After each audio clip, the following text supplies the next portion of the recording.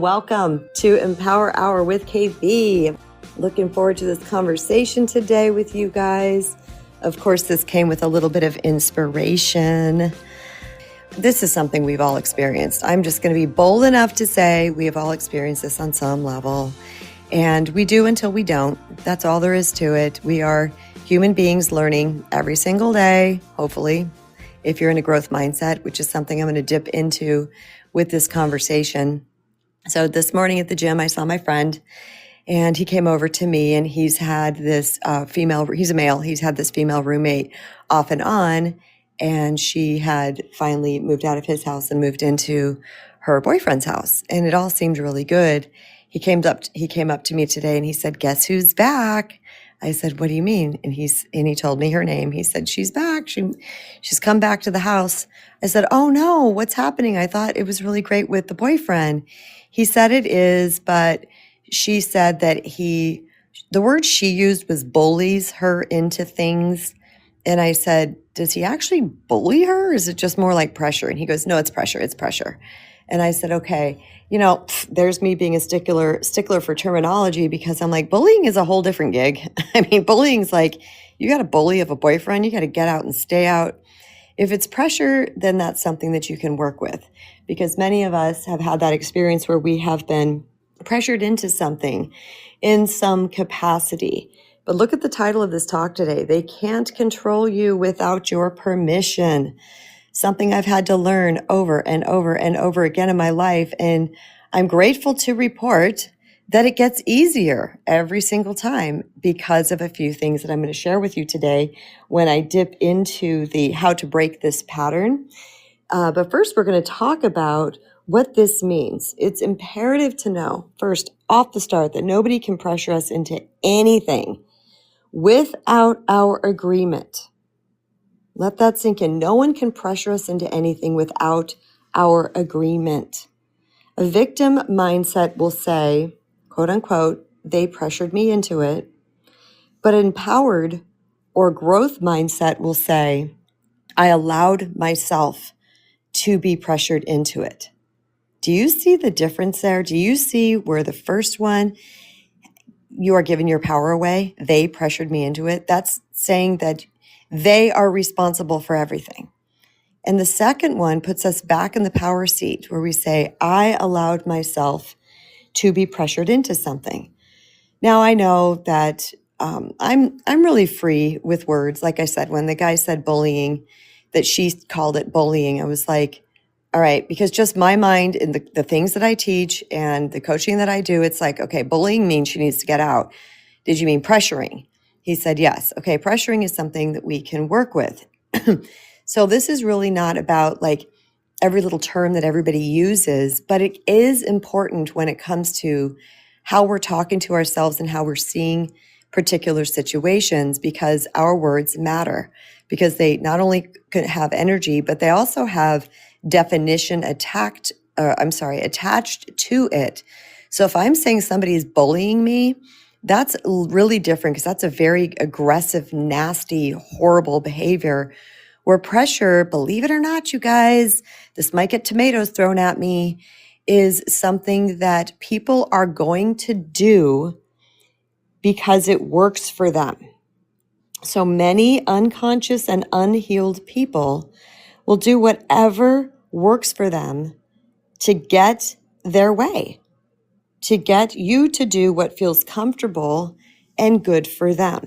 Now, I'm going to say that not all people that do this are nasty, are narcissists, are heinous, or noxious. That doesn't mean this necessarily, all right? Yes, there are those out there. Yes, there are absolutely. But I've seen really great people in the world pull out that little unconscious mechanism of trying to get me or someone else to concede and fall in line with whatever it is that they want, because that's what makes them comfortable. That's what they like. That's what they're used to. That's what their brain is saying. Remember, our brain is always trying to get us to be comfortable. It wants us to feel safe all the time.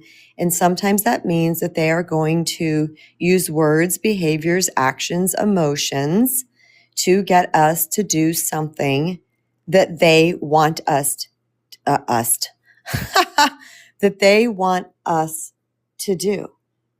But their, what I call manipulation strategies, conscious or not, their manipulation strategies will not work on us unless we give it permission.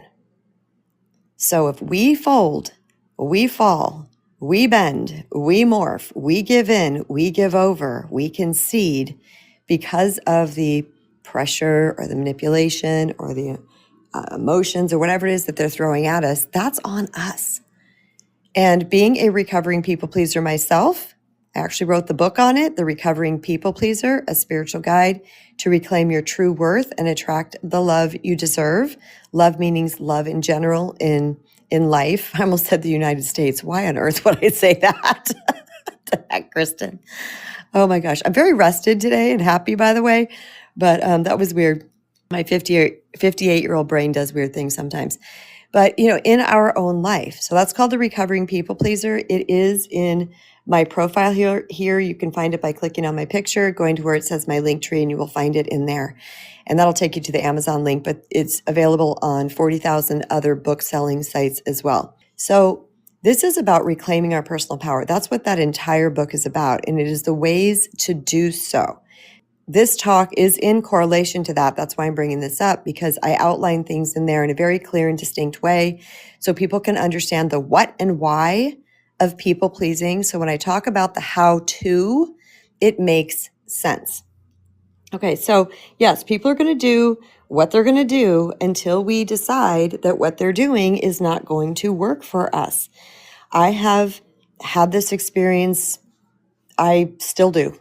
I'm going to be honest. I still do. It's still sometimes people will do a particular something that makes my body react in a way that I can see myself moving in a direction of disempowerment for whatever reason. Typically for me at this stage in the game, it's not that I'm going to lose their love. It's more about to keep the peace. That seems to be my running theme right now.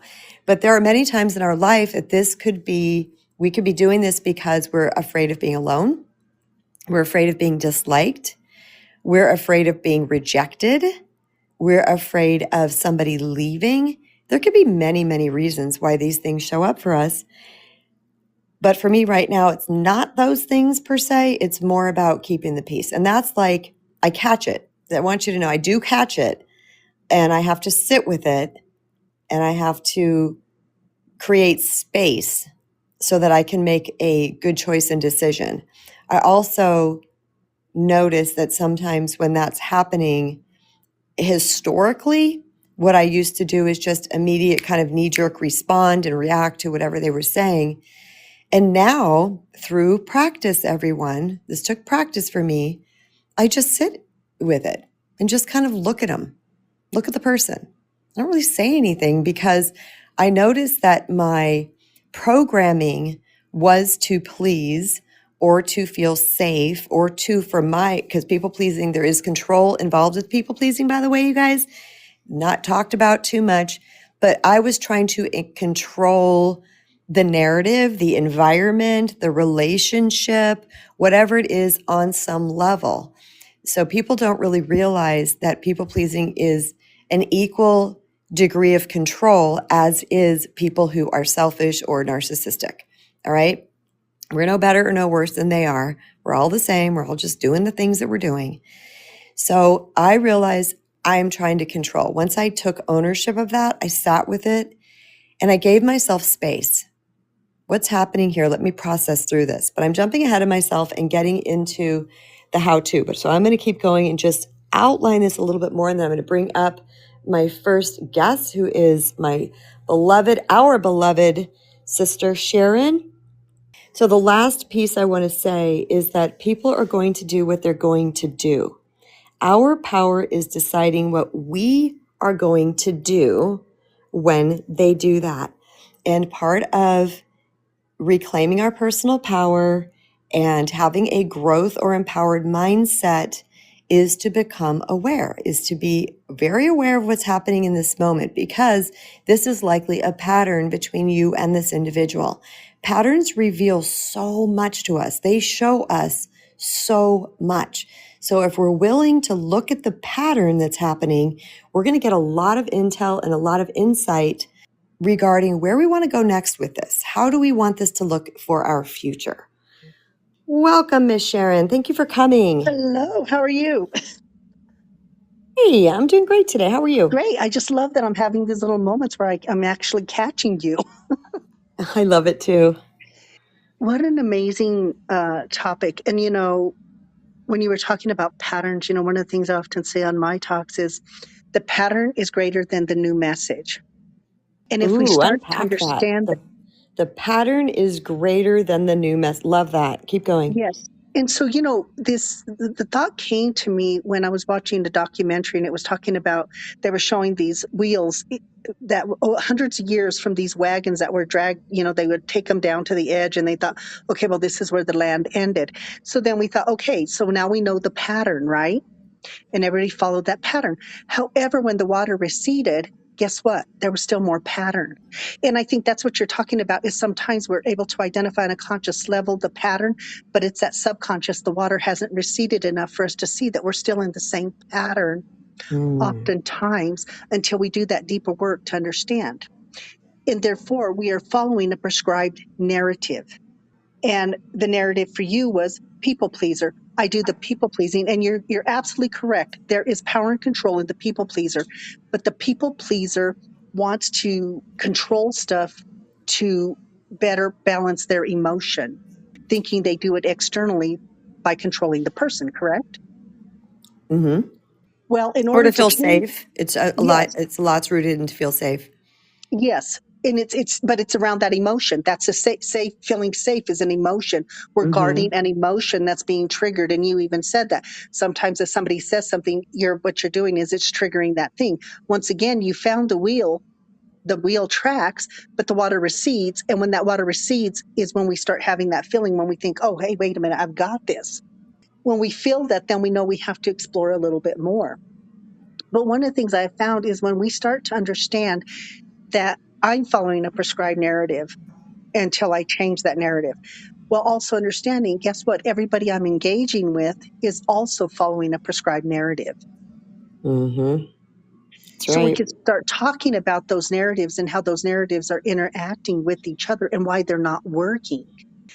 But but once again, we get That too was my caught up. beatnik snap. Sorry, Sharon. I snap instead of talking. It's such an important thing because we're once again, we're listening to the narrative of others, and we're often living somebody else's narrative.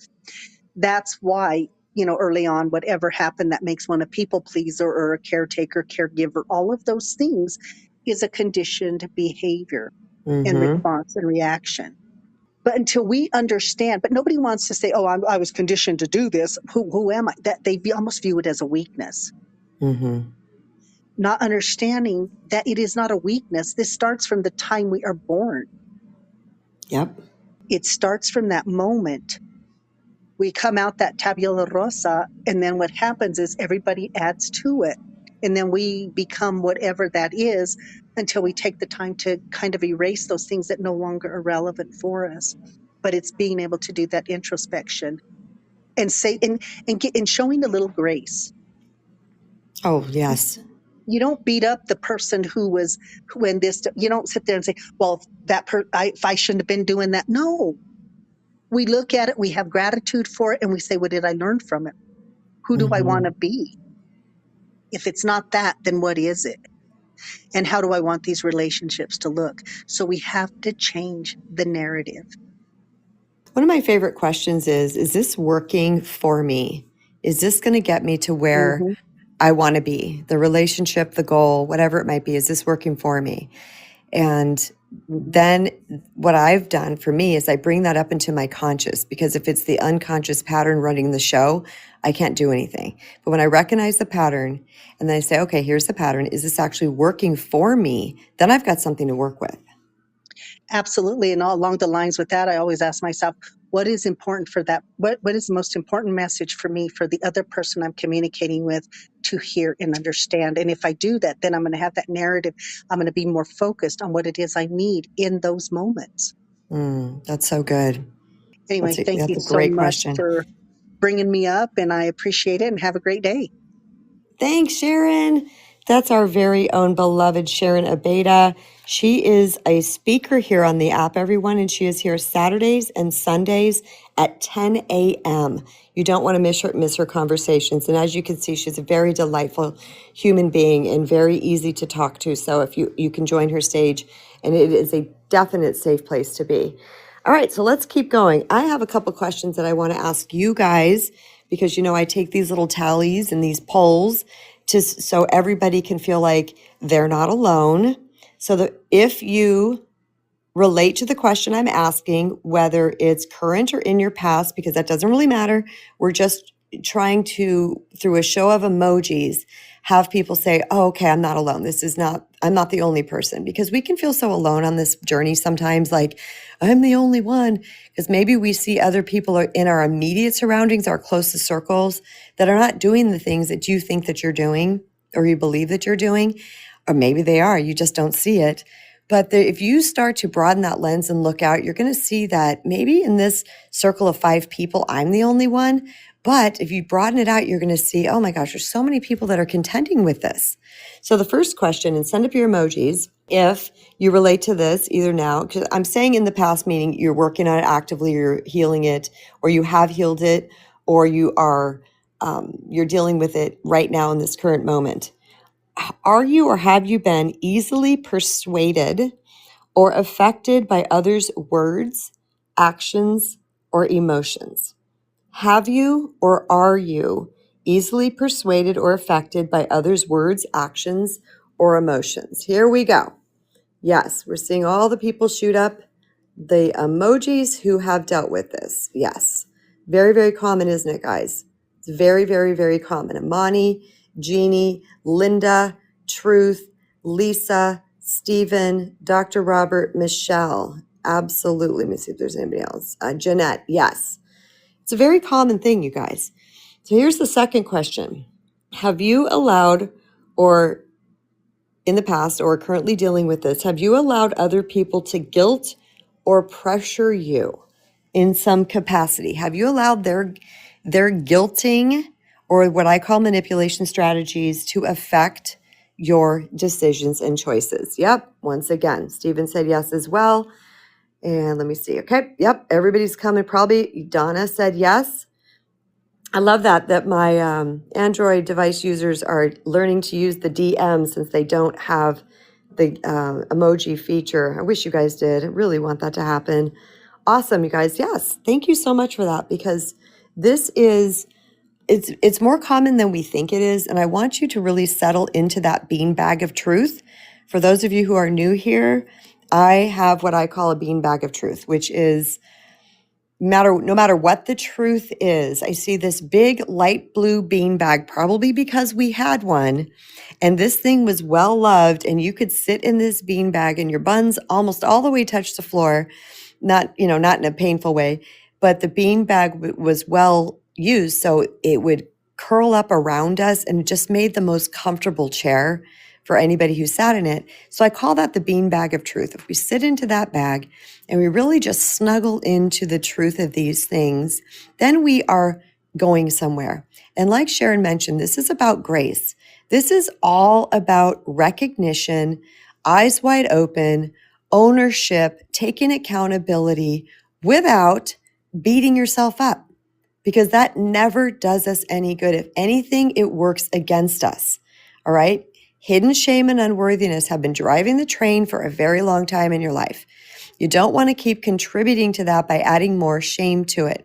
Once you realize that you are a human being, that you have come here whole and perfect without anything on your whiteboard about who you are and how great you are, you knew everything about you, all your complete worth.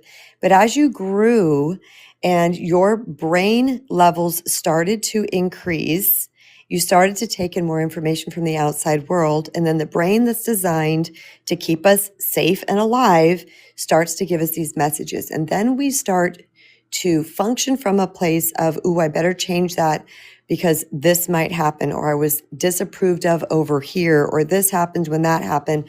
Or maybe you have an abandonment wound and you're afraid of people leaving, so you shut down and play small in order to be able to procure or to keep this relationship that you're in.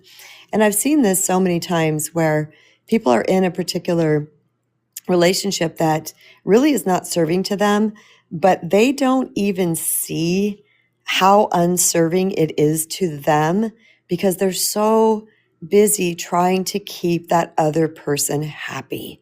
They're just, all their focus is on that other person and how, even the person's facial expressions, like, was I approved of? Was I not approved of? Should I do this? Should I go left? Should I go right? Should I pay more? What is it that I need to shift and morph in myself to keep this person happy? Because deep down inside, I'm scared of being alone, or I think they are my last chance. This is a very interesting one because I had that feeling at some point. I didn't know it until I became conscious of it because I was holding on to a relationship where the person didn't want to be with me. This was not my tsunami ex. This was the guy that I refer to as Jacob in my book, The Recovering People Pleaser. You will hear all about this story in that book. But I was holding on to him and holding on to him and holding on to him. And then when I started to really question myself, this was all during my College of Kristen, where I started to question myself and ask myself questions. One of the things that I came up with was, I'm afraid this is my last chance at love. I was 42 years old during that. 42, 43. I was afraid that this was my last chance. So of course I was going to shift, morph, evolve, and jump through hoops and Cirque du Soleil my way through that relationship, hoping that this guy wouldn't leave. And guess what? None of that mattered. None of that mattered. In fact, I don't know this for a fact because I haven't asked him about this, but part of me thinks, you know what? I wonder if that energy that was coming towards him felt, even though I wasn't acting it on the outside, I wasn't acting desperate energy, like blowing up his phone, chasing him all over town, doing all these things. If he felt that, and if that was off-putting and unattractive to him, because he thought I was the bee's knees at one minute. He was like, where have you been my whole life? Oh my God, you're the gift from God. You're amazing. That's all he kept saying. You're amazing. You're amazing. You're amazing. And all of a sudden, boop, gone. Well, it wasn't because I was acting ridiculous, but I will say that probably that energy that was coming at him, and maybe it showed up in some of my dialogue with him. I don't know. I don't really remember. But you know what? That could have been off-putting to him. So here I was jumping through all these hoops and deciding that he was more important than me. And this is what one of the things we really have to ground into here is that you have to make yourself the priority of your life. That's all there is to it. There's nobody that can do this for us. We have to be willing to put ourselves as a priority.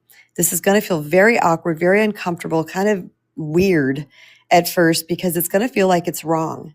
And I want to tell you why it's going to feel wrong. Even though intellectually up in your brain, you're going to know it's right because it's going to click. You're going to say, yeah, that's true. I do need to make myself a priority. I hear people say it all the time. But the reason why it's going to feel wrong is because it's going against your programming. It's going against the way you are programmed. So actually the script, people use that word, or the tapes that are running, or I call it the programming because if you look at it like a computer, it just runs this system over and over again. That programming is been in place for so long. The brain, get this, wants us to be protected at all times. So it doesn't like us stepping into the unknown. So recognizing we need to be a priority is stepping into the unknown. Now we got to do things and behaviors, hopefully from a completely empowered place, not from a place of aggression. We need to do behaviors that we've never done before, and we don't know how the people are going to respond. That's scary. That's what feels scary. Here's what I've learned on this journey. The people who truly love me and value me in their life, although they gave me pushback because they were used to the old narrative, the old way of being, Although they give me a little pushback in certain areas, and by the way, none of them are narcissists. This is just humans again. Remember, I outlined this in the beginning. Their brain wants things to stay the same as well. So even though they gave me a little pushback, they eventually fell in line with this for a couple of reasons. Okay, I need to slow down my brain. God, slow down my brain. I got a lot coming at me right now. One of the reasons is because my consistency. So when we're consistent, and I don't mean this bad, so don't take this next sentence bad, but how do we train a dog? We have to be very consistent with the dog, right? Eventually the dog gets to know the new gig. Same thing is true with our family or our friends or whoever. When we do the same thing over and over again, eventually they realize this is the new deal, and their brain will get quote unquote comfortable with it, because this is just how it is right now. Even though they might figuratively kick and scream a little bit, push against you a little bit, they're going to eventually fall in line. And here's the second thing. They, on some level in their soul, in their being, know that it's correct. They know. They know. And remember, we're all unconscious in certain areas until we become conscious in that area. So even though they're unconsciously wanting this particular behavior from us over and over and over again, by us being willing to make ourselves a priority, make ourselves matter, and choose in a high, H-I-G-H way for ourselves, in an elevated way for ourselves, eventually they will fall in line. Now remember, these are the ones who love and value you. The takers, the selfish ones, the narcissistic type people, the NTPs, I only use that term because that is the word that everybody's using in the world right now. Not everybody you know is a narcissist, by the way. It's one of the great follies of social media. Anybody who's difficult has been labeled a narcissist these days. It's really not it. There's a lot of things. I call them unhealed. They could be emotionally immature. There's a lot of things. Yes, there are true narcissists, but they're pretty rare. But the NTP type people in our world. So these were people that were not that. But the ones who are, they are not going to sit around and play. They're not going to play this with you. They're not going to fall in line. In fact, they might get bigger and worse when you do this. All right? That's a key indicator to you that something's going on here. Because when love, capital L, love for you, they have love for you. When love is in the room, when love is in the relationship, when you have that energy swirling between you, love does want what's best for the other person. Now, I had to personally shift a lot of my behaviors in myself. And like I said, I use my family as my examples a lot, but I have a beloved, amazing, extremely close relationship we all do with each other. We all call each other our best friends. Like that is the narrative in our house. We're like, my family, you're all my best friends. And this means my eldest daughter sees all of us as her best friends. My son sees all of us as his best friends. See, we're all each other's best friends, even though they have best friends as well, like the friends, but we are that close and connected. Remember, they were much younger too, but when I started to really heal and put myself first and to make decisions for myself, and oh my God, the guilting, I was such a self-guilter. So if they gave me a little innocent, sad look but so-and-so's mom does this or whatever it was that they would say, I would feel so bad that I would give in because I guilted myself. So some of it was theirs, some of it wasn't theirs. And I've told this story before. It's one of my favorites. This was many, many years ago. My eldest is 31 right now, and she was about 16 at that time, and she was a 16-year-old, let me tell you. And I remember when I set a boundary with her over something, and she, was fighting with me and what have you. And then she looked at me in this very, just sort of, I don't know how to explain it, like disapproving way. And she lowered her voice and she goes, "You are changing." That's what she said. I remember where we were standing when she said this. And organically, do you know what came out of me? I did not think about this. This wasn't a smite. I wasn't trying to be win the conversation, I just said, I know. Isn't it amazing? I know. Isn't it fantastic? And I said it in such a way that the look on my face must have like shocked her, because she just looked at me like her eyes got wide and she walked away. 16 years old. Anyway, my point is that that was an unconscious manipulation strategy. You're changing, like it's this really bad thing. And when I said that, she realized, wow. Now, back then, they don't know what they know now. At 31 years old, she knows everything about what I've been through, everything that I've learned, everything that I teach, all of these type of things. In fact, she's become quite a teacher in the world herself. And but back then she didn't. And now she understands this. And she works on this within herself to allow herself not to be, I'm going to say, casually manipulated by others. I have no other word for that.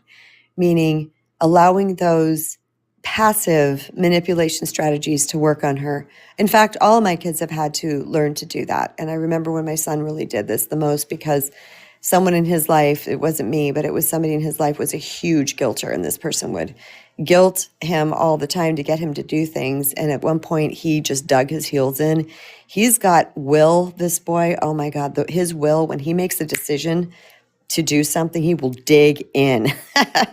He's got iron will. And he decided that he was no longer going to let that person guilt him. And boy, it came out kind of, I would say aggressive, but stronger when that happened, and he was quite young when this was happening, definitely in his teen years. That's the way it came out. He was like, no, you're not going to guilt me into this. And I loved it. I loved it because I was watching him do something for himself. It made him angry that person tried to guilt him. And he had to go to that anger sort of place first. And then eventually, once he was telling me about this, we talked about it. I said, you can do that. You can feel the anger of them doing it and then pull yourself back down to center so that you can show up in a more grounded and healthy way with your nose, or however you want to speak this to the person, because this is all about emotional maturity and growth and things like that. And he understood, and eventually he did as well. Wherever you're at, you guys, on this journey, wherever you're at with this, please give yourself grace about it, because we're all learning things. And that's the beauty of Empower Hour with KB and the Noom Vibe app, is that we talk about things real time, live, right now. And although I always call myself like a 99% healed from people pleasing. And the reason why I say that, and I see you in the queue, I'll be right with you. The reason why I say that is because even though I don't have those knee-jerk reactions and behaviors anymore, every once in a while, something will creep up where I'll either see myself say something or do something that I was like, ooh, that was out of alignment. But it's not very often. Where it used to be, it just was my whole life all the time. Just, always shifting and morphing and changing for somebody else. All right, we're going to bring up Truth. And Truth, I'm going to mute a little bit while you come up, if that's okay. Hey, Kristen. Hey, Truth. Thanks for coming. Yeah, this topic as usual. Relevant as usual. Even relevant to my conversation today. I'm finding myself in a place with my year-round job that pays my bills. It's an admin job. And the owner of the company, we've been friends for over 15 years. I used to do his PR when he threw shows many, many years ago. Now he owns a different service-based type company, and I'm one of his main administrators. I do his payroll, I do his scheduling, all kinds of stuff like that year round. And as I've continued in my growth, and I'm so grateful for this job because I've had it through the hardest parts of my growth journey. And I've had the space that I needed to work on myself and take time off when I needed to. So I'm super, super grateful.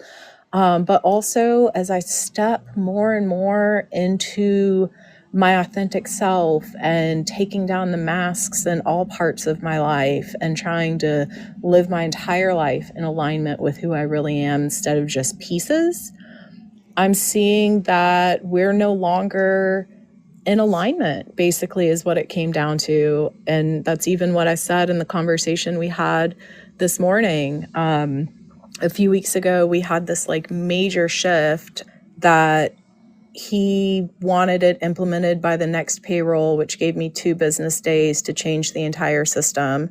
I asked for the full 2 weeks of the next system. I said I couldn't do it. He said, that's fine, I'll do it for you. Keeping in mind, he has no idea how to do any of the pieces, literally. So that didn't feel helpful to me.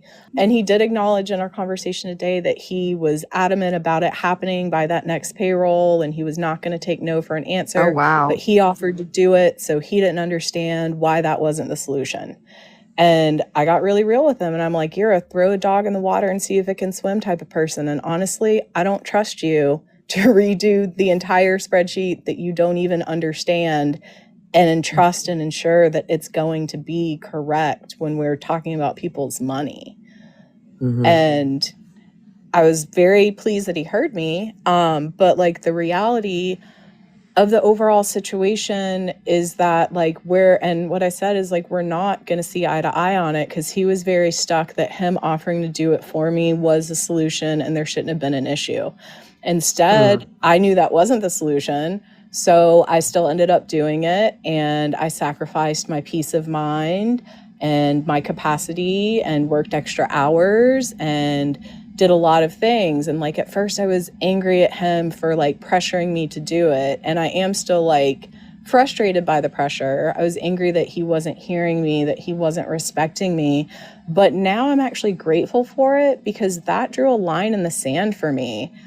I saw that he is so used to the old patterns of me just being like, okay, I'll make it work, whether it's reasonable or not. And he's not listening to or respecting my boundaries. And this isn't the first incident. So it was just a big eye opener. And I was like, you know what?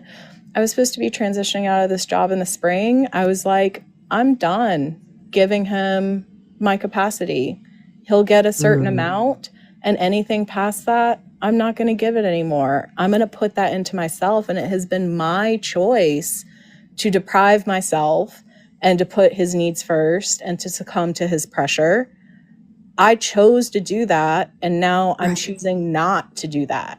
But like, it had to get to a point that I felt so incredibly disrespected that I was like literally in tears and shaking. It had to get to that point for me to be able to be like, I don't want to live like this anymore.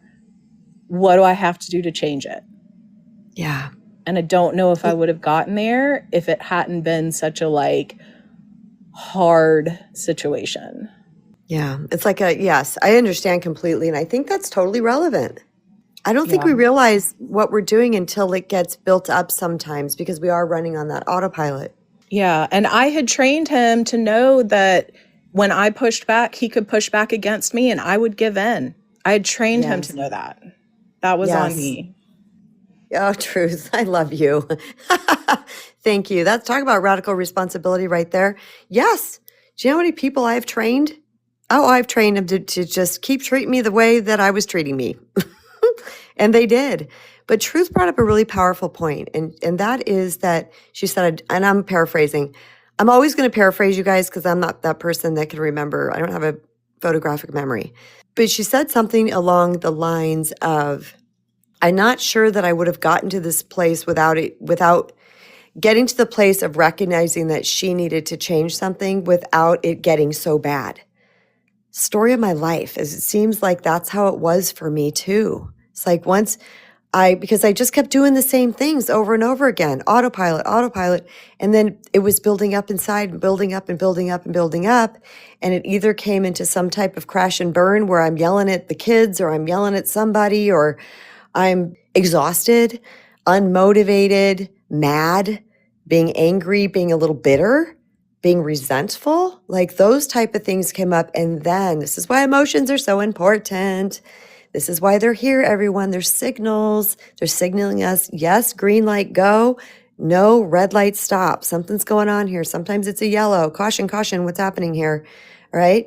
And so it was me going, all right, I'm feeling like this. What's happening here? And we do have our answers if we're willing to ask ourselves the questions and be honest with ourselves. And my question was, what are you doing that's not working? Why are you allowing yourself to get into this space? What is happening? Oh, okay. You're not holding the line. You're not. And this is way before I knew much about boundaries, to be honest with you. It was way before that. Okay. Not to the extent that I know now, but I did know enough to know somehow in my being, without being taught, without reading a book, somehow in my being, that if I want a different experience, that I'm in charge of that. And I've got to be the one to be able to shift something within myself to get a different experience. Truth, thank you for that very awesome, vulnerable, real life, just chef's kiss, spot on example.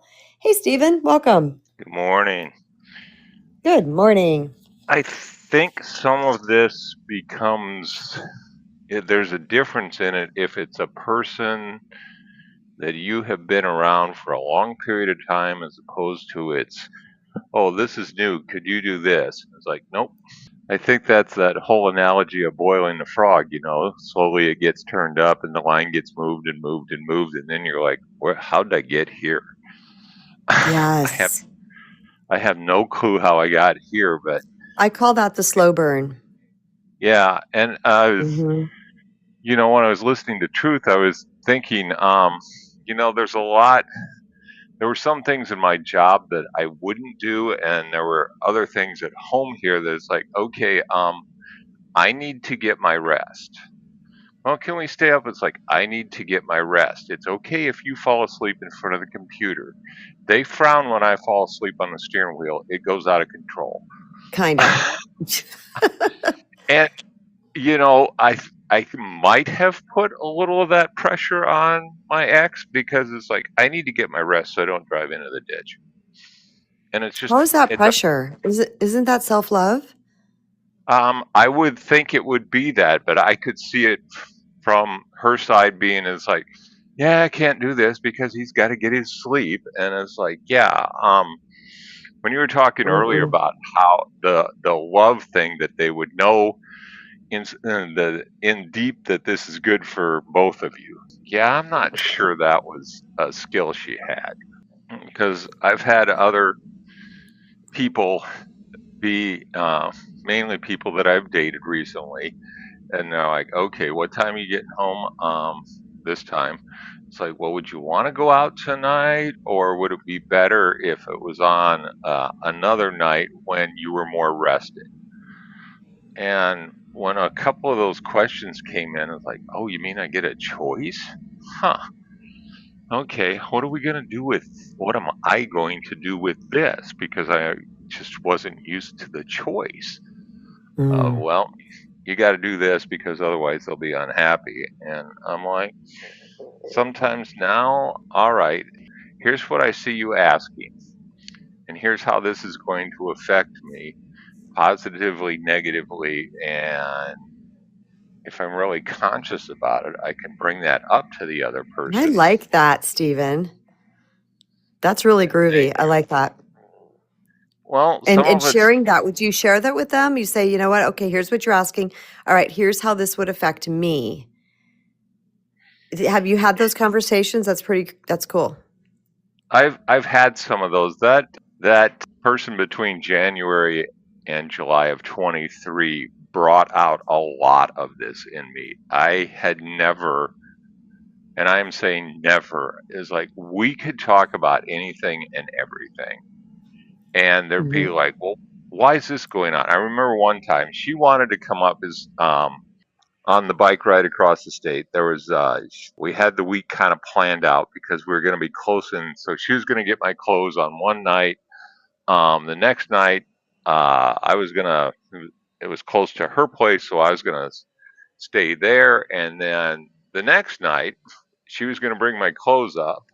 She wanted to sleep in the tent. I'm like, it's going to be so freaking hot. And I pushed it off.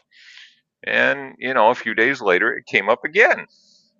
And I pushed it off. And then finally, she's like, what's going on here? And I'm like, oh, my ex hated sleeping in a hot tent. And she goes, I'm not your ex. I'm like, oh, crap, I did that. And she's like, yeah, you were. She goes, we used to camp, before Travis, her son, got the RV. She goes, we camped for 20 years in tents. I know what it's like. When she pointed that out, I'm like, oh, dude, what were you doing? And I'm like, but to be able to sit there and break it down without any judgment, oh, it was powerful. I've never Yes. had that. It was so sweet. Oh, I love that for you, Stephen. I love that for you. That's so good.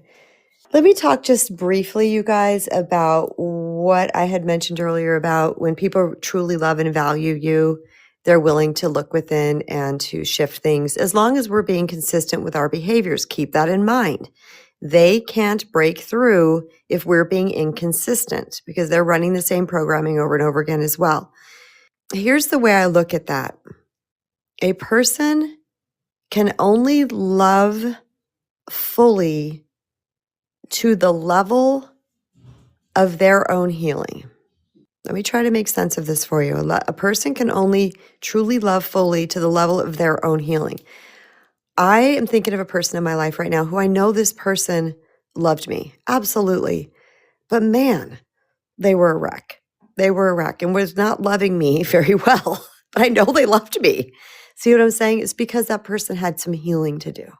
They had things that were going on inside of them. And that's the compassionate, spiritual way to understand this rather than everybody throwing these labels around. That doesn't mean we give into it. It doesn't mean we accept the unacceptable. That's not what I'm saying. Self-love tenet number 1, respect and protect self. Okay. But what I'm saying is that a lot of times people say, you can't love others until you love yourself. Well, I was loving the heck out of my kids and I wasn't really loving myself. And I'm not really sure that that verdict is out for me. What I'm going to say is you can't love others to the full extent of your capacity if you are unhealed, because your wounds are going to bleed through and they're going to dictate your actions through the filter of them. Okay, I see people understanding that. So thank you, because that was something that I had to unpack. And I wanted to make sure that you guys got that message clear, because there's so much talk in the world today about certain things and people labeling people as good and bad. Doesn't mean, yes, there are some people out there that might just be in it to use you and to get what they can get from you, and they really could give a crap. And I did talk about that. They're not going to be willing to change, because not only do they not really care, they're there to use you, but they don't truly love you at all. But some people that are showing up in our lives a little messy, a little discombobulated, it doesn't mean that they don't love us. It just means they can only show up to the level of how they have healed themselves thus far. Okay, so we're going to move on to the how to break this pattern. And the pattern that we're breaking is written in this title right here. And I wanted to make that title very, very clear, because it was based on the inspiration of the story I told earlier about my friend at the gym who was telling me about his former roommate moving back in and saying that the only reason why she moved in with the boyfriend was because he, quote unquote, bullied her into it, which I later said, was it really bullying or just pressure? He goes, it was pressure. And I said, okay. And then I thought, you mean she allowed herself to be pressured into it? Because we know somewhere deep inside of us what we really want to do. And we know when the time is right and when the time is not right. But yet sometimes we allow others to come into our life and to come in with their words and their emotions and their actions and sway our vote in one direction or another, sway our choices, sway our decisions. And then that doesn't last very long. It's not a very sustained thing. And then we go back to, doggone it, I should have done it the other way. So this is about getting ahead of this curve. And this is about becoming very mindful and aware of what's going on, which is our first point, is to become self-aware. Because when we are aware of where we are manipulatable, what is our weak spot, where are maybe some triggers or some fears that are within us. Believe it or not, you guys, sometimes it's just the mere awareness. This is mind-blowing to me, because we become aware, we're bringing it up to the forefront, the prefrontal cortex. I always tap my forehead when I say this.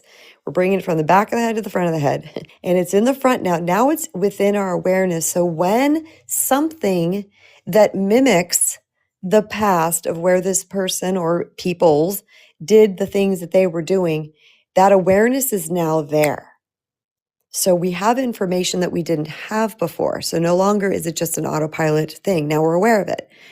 Awareness is key. I say that all the time. Awareness is key. The more that we become aware of ourselves, the more that we ask ourselves questions and are honest with ourselves, the better off we're going to be on this empowerment healing journey.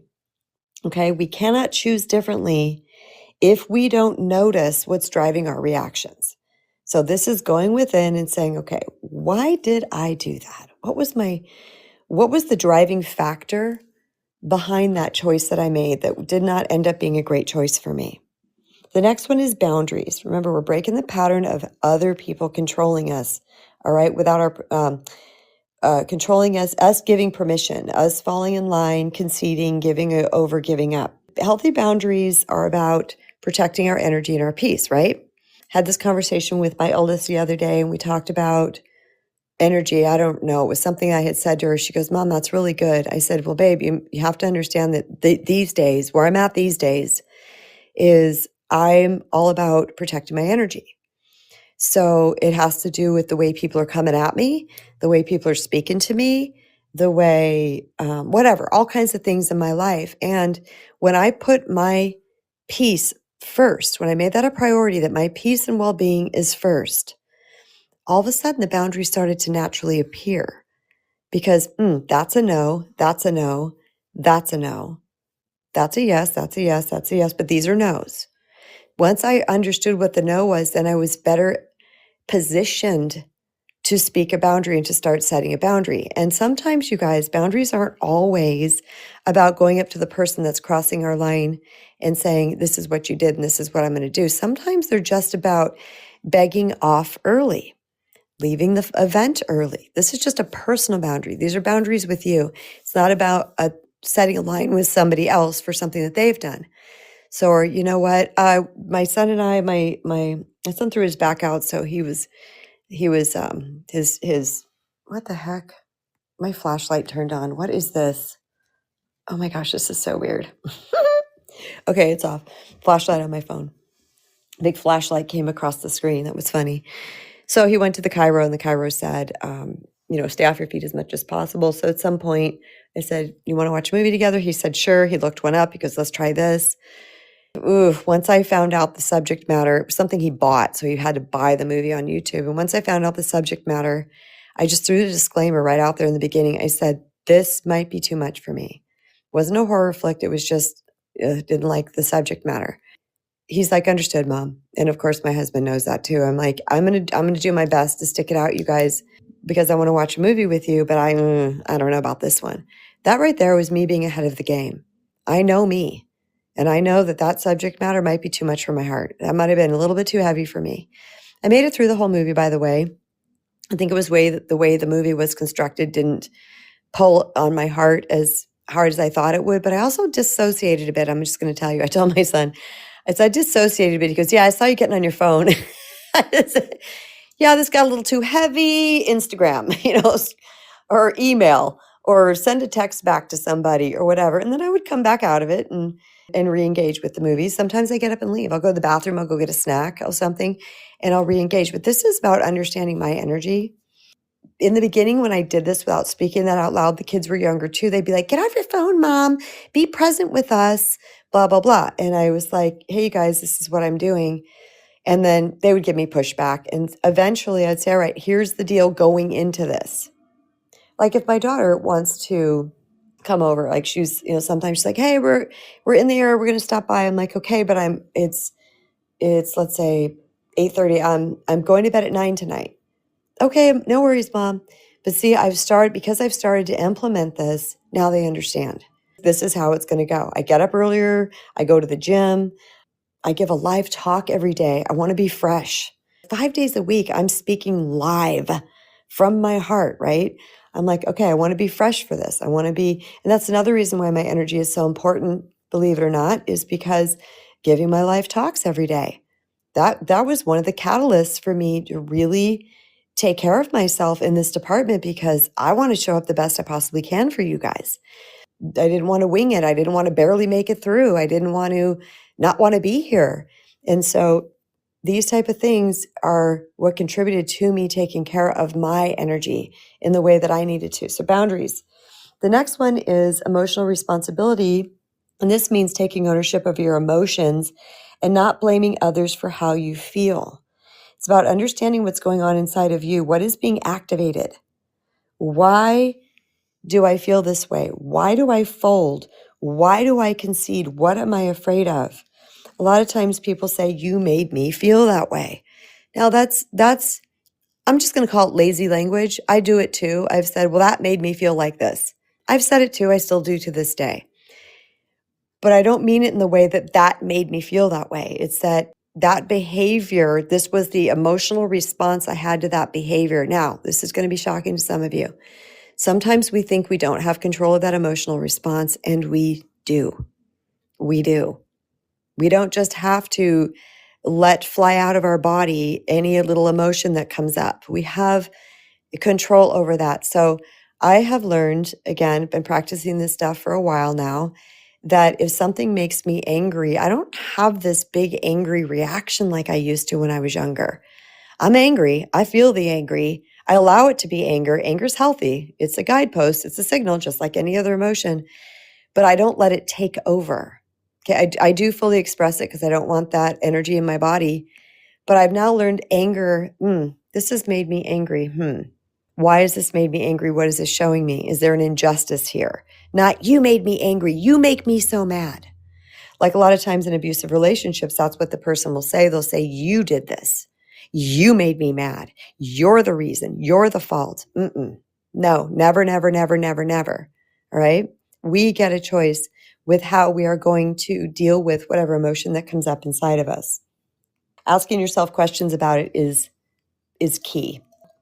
All right, the next one is discernment versus reaction. Discernment is all about pausing. I don't believe that we can have discernment without pausing. We can't. Otherwise, we're just, again, knee-jerk responding. We're just autopilot responding to whatever it is that's happening.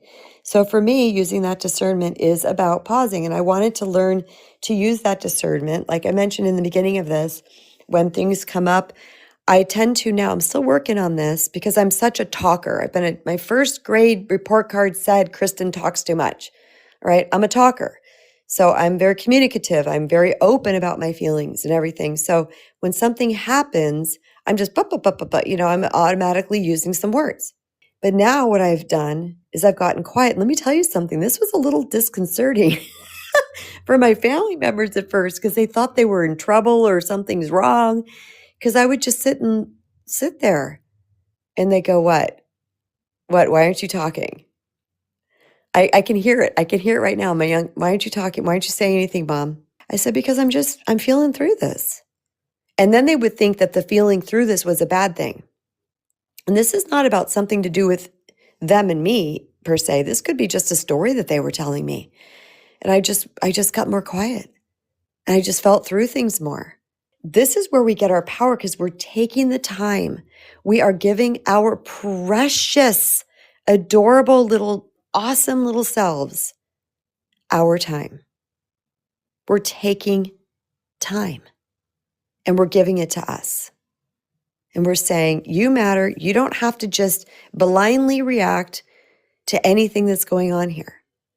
So I find myself, I've gotten so much more quiet, and it's not that mellowing with age thing, because I do feel like I've mellowed in ways. I don't believe it's that. Trust me, I ask myself 8,000 questions every day. I think it's just, I calm my nervous system on the regular. And with that comes space. And so I'm better able to do what is more serving for myself and the people that I love and who love me, the people that I'm in relationships with. And I find, and I see now so many people fighting over each other to talk. I'm going to be honest, a little frustrating to me sometimes, but I'm just like, okay, everybody, like the other day, I think I told this story. My son, me, and my youngest were talking about something, and one was misreading the other one and all these things. And one of them started raising their voice a little bit, not yelling, not screaming, not cussing, just raising, just getting get a little elevated. And in the calmest voice, I said, well, we're not doing that. We're not raising. There's no reason to raise voices here. Just take turns, guys. Because I know without the raised voice, with the taking turns and listening to understand, we're going to fly through this thing like that. Like that. That's exactly what happened. So these are the type of things that we can do with that discernment. So again, what's the word I'm looking for? Pulling my view back and watching what's really going on in this entire situation, no matter what it is, whether it's just me and one person, maybe it's me in a group, maybe it's just in my head, just pulling back the lens, zooming out, and just sort of observing, like, what's really happening here? That has been one of the most serving things that I have ever learned to do, and still learn and still practice, because my nervous system goes up and down just like everybody else's does. This is one of the reasons why I stress meditation. I stress meditation. I was talking to a coaching client the other day, and I give my coaching clients, when they're actively coaching with me, okay, not like, well, it can a little bit, depends, but I give them permission to text me and message me if things come up, because I just don't want them to have to wait from session to session to session to do so. So this particular client reached out to me and said, I'm having a really difficult time. This one's going through a breakup and has these swirling emotions going on about, I'm never going to find somebody else, all these type of things, and you suck, you're not good enough, all that lovely stuff that the brain can do to us. This person I have been stressing to meditate, because they're like, well, I really get into this anxiety spiral. And I said, yeah, I remember that happening a lot to me on Sundays. And they said, yeah, the weekend's pretty bad for me. I said, because we're not distracted with all of our work and everything else. But this is the optimal and opportune time when you're alone to work on this stuff, instead of allowing yourself to spiral. And so I said, you need to catch those things. And they had learned enough from me so far. They're like, is this where I need to talk to my ego and whatnot? I said, yeah, catch those things. They're just lies, and your ego's trying to keep you small and stuck. Just catch them, turn them around. And they said, okay. And they're like, it seems to be harder this weekend. And I said, well, this is why I have really emphasized to you that you do this meditation practice on the regular, because this will slow everything down and will allow us to actually do the things that are going to serve us on this journey. I've done it both ways, guys. And I will tell you, there's only one way that works. I've done it when I've been just rushing through life and trying to change my brain about certain things. And yeah, it was almost fruitless. It was almost futile, really, is the word I'm looking for. It was almost futile. But then I thought, okay, every time I calm my nervous system, it's like it creates the space for the new information to implant. But it creates space for us to use discernment about the choices that we're making. All right, let's move on to the next one. And these are how to break the pattern of allowing others to manipulate and control us. The next one is to self-trust. And that means we can rebuild our personal power by trusting our inner guidance over the external voices in our lives. I gave a whole talk on this last week, I think. I'm not sure when it was exactly. It was a whole talk, the entire thing, 75 minutes on self-trust, really getting in touch with yourself, because this is crucial and paramount on the journey of reclaiming our personal power. We must learn how to do this. Is it going to happen in a day? Likely not. This is about grace. Grace, allowing yourself to trip up, allowing yourself to fall. The one thing I've noticed about life, which is really crazy, and I haven't taken the time yet to word this, so work with me here with the language I'm going to use. But life is very forgiving. It's very flexible. And we can trip up 10 times and then course correct 3 times, and then boom, it starts us on the right path. It's not like, oh, I messed up 10 times. Now I'm that deep. I'm 10 feet deep. No, it's we can mess up 10 times, do the right thing, we pop right up to the top. Does that make sense? Am I making myself clear? Is a better? Or am I stating it in a way that you guys can understand? Is it even a better way to say it? Okay, thanks. I appreciate that, guys. Just because we have a little backstep, we can override that system, for lack of a better word. Thank you, Peter. I got really hoarse all of a sudden, you guys. I don't think I took my allergy meds this morning. But we can override that system by course correcting, which I found to be a really fascinating part of this journey, because sometimes we think, well, I'm so far down here. I keep doing the same thing. And I'm sure people who have recovered, there's a lot of recovered addicts on Noom 5. And I'm sure you guys can understand that. Like, day one matters. Day one matters. It's a reason there's a day one. And it doesn't mean like, oh, I've messed up 10 times now. This means that I can't heal from this addiction. No. And you can, yeah, see, they're all clapping. Yes. Former addicts. Did I call you guys addicts? I meant to say former. I'm sorry if I misworded that. My brain is swirling in 20 different directions right now. I'm getting like massive downloads and I need to slow the train down. But former addicts, people have recovered from their whatever addiction it might be, because there's many, you guys, not always drugs and alcohol. But when they have recovered from that and you've gone through that process, you understand it doesn't mean that the whole thing is washed out because you made a mistake. Yet, recovering addict. Thank you, Jeanette. Recovering addict. That's the terminology Jeanette is telling me to use. And here's the thing that I've learned too, is that even though I've been doing the right thing for a while, yeah, great, feeling good, in my power, and then all of a sudden I have a back step, it doesn't erase those days, months, weeks of the power that I was in. So it's not like I'm starting back from go. That's part of my healing, part of my spiritual growth, and that stays in place.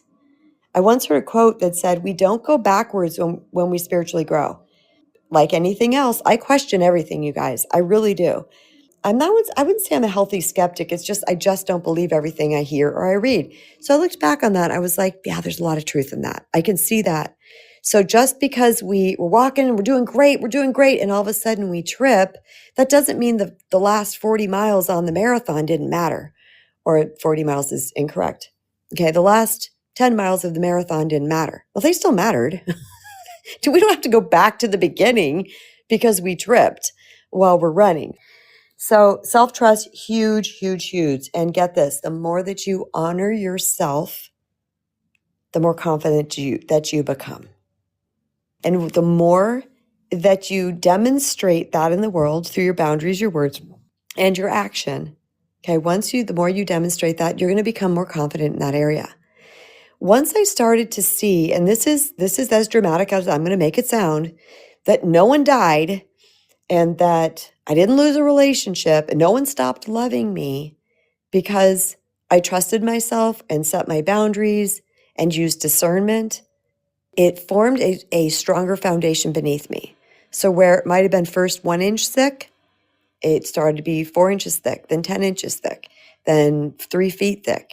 So we become better at it, and internally, it builds a strong foundation. I think that's imperative to understand. It's the more you practice, the stronger that muscle will grow. It's the same thing. So keep that in mind, that you will be building a stronger foundation, and your confidence will raise and increase. Plus, it will exponentially increase your personal power. It will increase that as well because you are practicing it. Jennifer said, no worries, I'm not recovered. If I engage in behaviors that are destructive to my peace, my risk of drinking again grows exponentially. If I am or have actually recovered, then I need not worry. It's actually in the past. I can do it now. For me, that's not the case.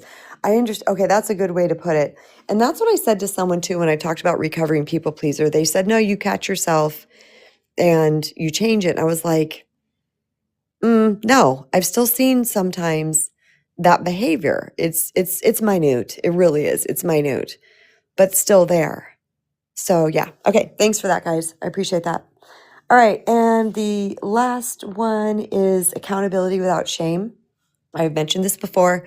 Going to keep mentioning this again, probably on every single talk until I die. You got to stop shaming yourself. You just got the red X on Family Feud. Anytime you shame yourself, I want you to hear that red X on Family Feud. It's so obnoxious, isn't it? I wish they would have changed that, because every time that happened, it jarred my nervous system. But give yourself that red X. Shame is ridiculous. It's not working for you. It's working against you, if anything. Who wants that? I don't want anything working against me these days. We can be our own worst enemies. And I had to remove that from my equation. I got to start being my own best advocate, protector, friend, parent, confidant, all the things. And none of those things would shame me. None of those things would shame me. By the way, I don't shame others either, and I hope you don't either. I do not shame others. I learned that in my early years of parenting, that my kids shamed themselves and guilted themselves enough that I did not need to add to that. If they knew and they felt it, that was all that needed to happen. They had the information that they needed to move on. So don't shame other people either, because people can be very susceptible to that. And then we are actually can be contributing to the stuntage of their growth as well. I'm sorry, I'm cracking with stuntage. Oh, I'm talking real time here. Sometimes the right words don't come. I got to make some stuff up. Okay, so accountability without shame. Remember, we're trying to eradicate victimhood here, because way in the beginning, I talked about that. I said that a victim mindset is they pressured me into it. A growth mindset is I allowed myself to be pressured into it. No part of that did I say blame. And no part of that did I say blame. When I say I allowed myself to be pressured into it, that is just accountability. That is responsibility. That is strength. That is standing tall. That's what that is. That is not blame.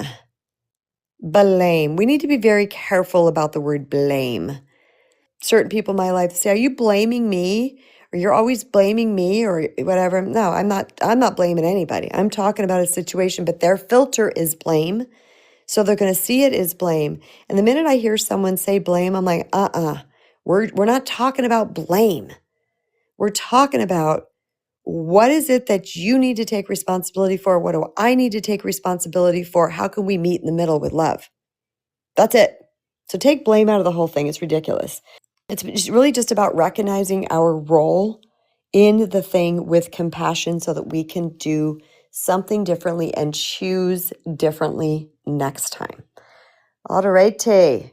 Going to be bringing up my sister. I haven't heard from for a while, Miss Julie. She's also a speaker here on Noom Vibe. So definitely give her a follow so you can be notified when she comes up to talk.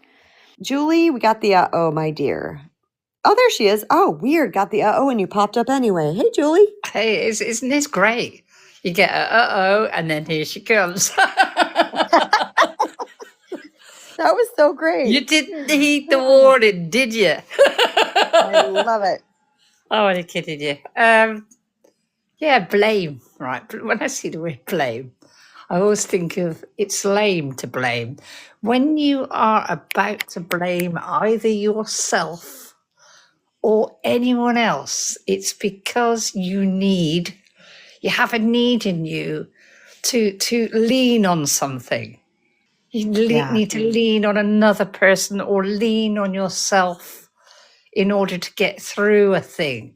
There's no need for blame. Mhm. Blame's lame, okay? I love that. That's a And great, yet, it's a little catchphrase to remember.